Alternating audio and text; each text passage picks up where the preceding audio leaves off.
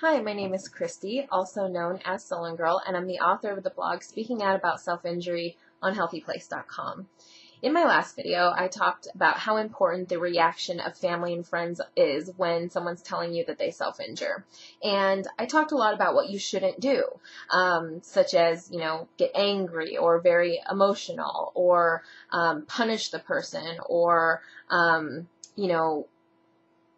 not acknowledge it or brush it off.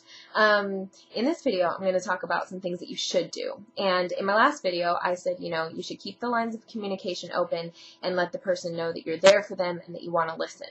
Another thing that's really important that you should do is to educate yourself about self-injury, self-harm.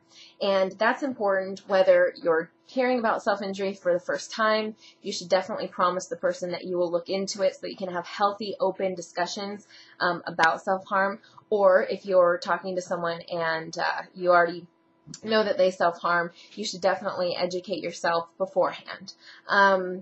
It's very important to try to just listen and not try to play therapist or counselor and try to fix that person, because oftentimes people just aren't qualified to do that, and it should be left in the hands of a professional. And if you think that your friend or your son or daughter is self-harming to the point that they may need a professional evaluation, it's important to research those options. And HealthyPlace.com and the Safe Alternatives website has a lot of resources on how to find help for someone who self-injures. It's kind of a case-by-case basis. If there's, superficial injuries and the person you're talking to says that it's the only time they've done it, maybe bringing up therapy right away isn't the best way to go about it. But if you know it's repeated and oftentimes with self-injury there's an underlying mental illness there, because, self-injury is used to cope with underlying emotional issues, then you definitely should research it and look into it and at least get a professional evaluation by a qualified therapist. And I do stress qualified because there are a lot of therapists out there that still don't know a lot about self-harm and self-injury, and they can be damaging.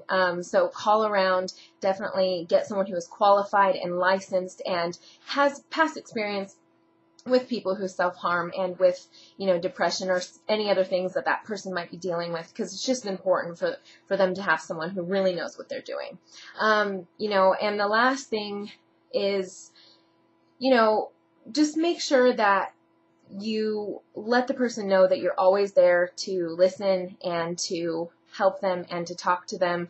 And, your reaction is really important, and you can definitely help them by finding resources like here on HealthyPlace.com or on the Safe Alternatives website. You can find, options for therapy and counseling, different things, but just make sure that your reaction isn't accusatory or that you're not punishing that person, and that you're just letting them know that you're there for them.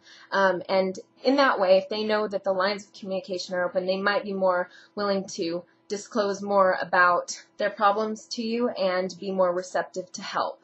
But just keep in mind that your reaction is very important. Thanks for watching, and I'll see you next week. Bye.